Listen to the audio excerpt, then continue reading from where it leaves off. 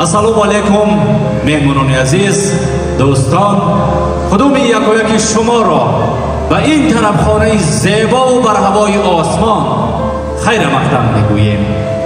سلام ای دوستان بررسیده، سلام ای تاج سر، ای نور دیده، زیجا خوش آمدی ای اهل محفل، مبارک بود این بزم پدیده.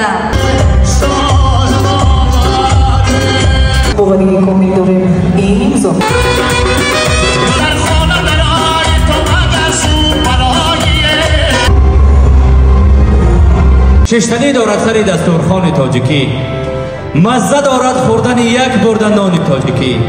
ای بیا با هم در آویزیم و سر بالا کنیم، کیف دارد شعر گفتن با زبان تاجیکی.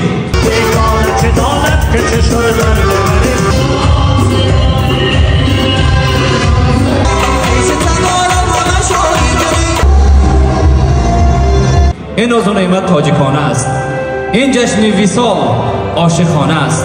شامدید میگوییم بگذار که در همین خاندان فقط توی باشه. زندگانی ساغری بزم است و بس، هر کسی یک بار نبودخواه اوست، هر کسی یک بار می آید به در، به خطا قانون ناتکراری اوست.